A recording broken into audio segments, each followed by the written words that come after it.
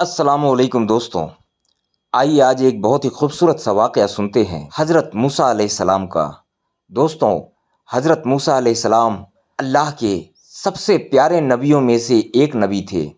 انہیں اس وقت کلیم اللہ کے نام سے بھی جانا جاتا تھا۔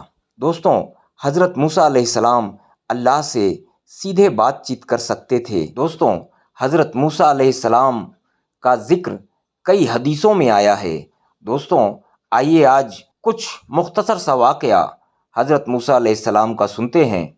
حضرت موسیٰ علیہ السلام کی ایک اسرائیلی پریوار میں پیدائش ہوئی تھی، یعنی وہ ایک اسرائیلی پریوار سے تعلق رکھتے تھے۔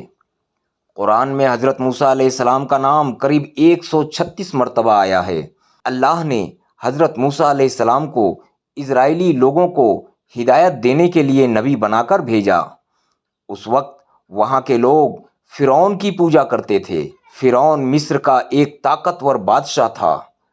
لوگ اللہ کو نہ مان کر فرعون کو ہی خدا مانتے تھے۔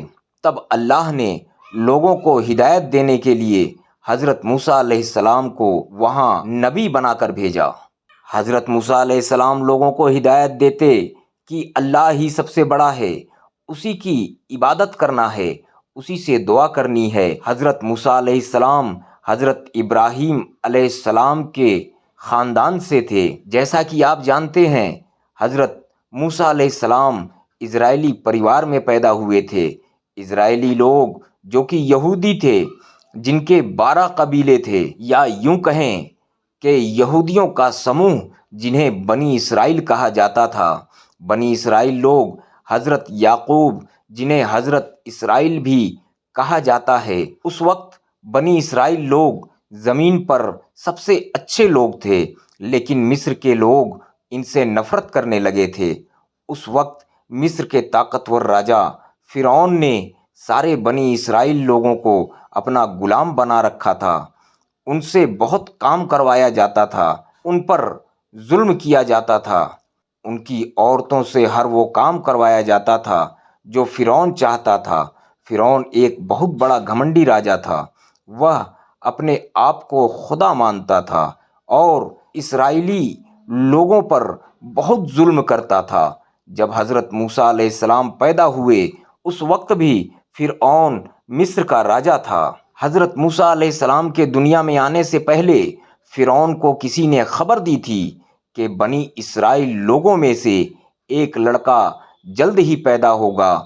اس کے پیدا ہوتے ہی فرعون کا سارا سامراجیہ ختم ہو جائے گا۔ یہ بات سن کر فرعون گھبرا گیا اور اس نے اپنی سینا کو آدیش دیا کہ ہر بنی اسرائیل کے گھروں کی تلاشی کرو اور جہاں بچہ دکھ رہا ہے اسے مار دو۔ فرعون صرف بیٹوں کو مارنا چاہتا تھا، بیٹیاں ہونے پر وہ انہیں چھوڑ دیتا تھا۔ فرعون کا آدیش ملتے ہی سپاہی بنی اسرائیل کے گھروں کی تلاشی میں نکل گئے اور ایک ایک کر کے ان کے بچوں کا قتل کرنا شروع کر دیا۔ جب حضرت موسیٰ علیہ السلام کی ماں کو اس بات کی خبر لگی تب وہ بھی ڈر گئیں۔ تب اللہ سے ایک پیغام ان کو آیا کہ تو اسے ایک ٹوکری میں رکھ کر نیل ندی میں چھوڑ دے، اس بچے کو کچھ نہیں ہوگا۔ اللہ کے حکم کے مطابق انہوں نے آپ یعنی حضرت موسیٰ علیہ السلام کو ایک ٹوکری میں گھر کے پیچھے نیل ندی میں رکھ دیا۔ ندی میں رکھتے ہی ٹوکری بھی بہنے لگی۔ ٹوکری ندی میں بہہ کر فرعون کے محل تک جا پہنچی۔ ٹوکری کو دیکھتے ہی فرعون کے سپاہیوں نے حضرت موسیٰ علیہ السلام کو ٹوکری سے نکالا اور فرعون کے پاس لے گئے۔ محل پہنچتے ہی فرعون کی بیوی نے آپ یعنی حضرت موسیٰ علیہ السلام کو پہچان لیا اور کہا کہ یہ بنی اسرائیل کے گھر کا ہی بیٹا ہے جس سے ہمیں خطرہ ہے۔ فرعون آپ کو اسی وقت مارنا چاہتا تھا، لیکن فرعون کی بیوی نے کہا کہ اسے مارو مت، اس کے زندہ رہنے سے ہماری آنکھوں کو ٹھنڈک ملتی رہے گی کہ ہمارا دشمن ہمارے سامنے ہی ہے اور ہماری قید میں ہے، ہو سکتا ہے یہ ہمارے لیے خوش نصیب بچہ ہو۔ فرعون نے اس کی بیوی کی بات مان لی اور آپ کو اپنے محل میں رکھ لیا۔ سبحان اللہ دوستو، یہ ہے اللہ کی مصلحت۔ جب آپ کو بھوک لگی تھی یعنی حضرت موسیٰ علیہ السلام کو جب بھوک لگی تب فرعون نے اس کے یہاں کام کرنے والی عورتوں کو بلایا اور کہا کہ اس بچے کو دودھ پلاؤ، یہ بھوکا ہے اور رو رہا ہے۔ لیکن اللہ کی قدرت دیکھو، کوئی بھی عورت آپ کو دودھ نہیں پلا پا رہی تھی، ساری عورتیں دودھ پلانے میں ناکام رہیں۔ فرعون سمجھ گیا تھا کہ یہ کوئی معمولی بچہ نہیں۔ پھر دودھ پلانے کے لیے آپ کی ماں کو تلاشا گیا اور تلاش کر کے آپ کو دودھ پلایا گیا۔ ایک حدیث کے مطابق آپ یعنی حضرت موسیٰ علیہ السلام فرعون کے محل میں ہی بڑے ہوئے، یہاں تک کہ 18 سال کے جوان بھی اسی محل میں ہوئے۔ آپ نے حضرت شعیب کی بیٹی صفورہ سے شادی بھی کی۔ حضرت موسیٰ علیہ السلام نے بڑے ہو کر لوگوں کو سمجھایا کہ فرعون کی پوجا کرنا بند کرو اور ایک اللہ کی عبادت میں یقین کرو۔ ایک حد تک لوگ ان کی بات مان بھی گئے تھے۔ اسی دوران مصر میں بھینکر اکال پڑا تھا، لوگ کئی بیماریوں سے مبتلا ہو گئے تھے۔ سارے لوگ حضرت موسیٰ علیہ السلام کے پاس پہنچے اور کہا کہ ہم آپ کے کہنے پر چلیں گے، اور وعدہ کیا کہ وہ ایک اللہ کی ہی عبادت کریں گے۔ جب لوگ بیماری سے ٹھیک ہونا شروع ہوئے اور حالت پہلے جیسے ہونے لگی، تب لوگ فرعون کے ڈر سے واپس اس کی پوجا میں لگ گئے۔ اسی دوران فرعون کے ظلم سے لوگوں کو نجات دلوانے کے لیے حضرت موسیٰ علیہ السلام نے فرعون کو چیتونی دی اور کہا کہ وہ لوگوں پر ظلم کرنا چھوڑ دے اور لوگوں کو غلامی سے آزاد کر دے۔ لیکن گھمنڈی فرعون کو اس بات کا کوئی اثر نہیں ہوا۔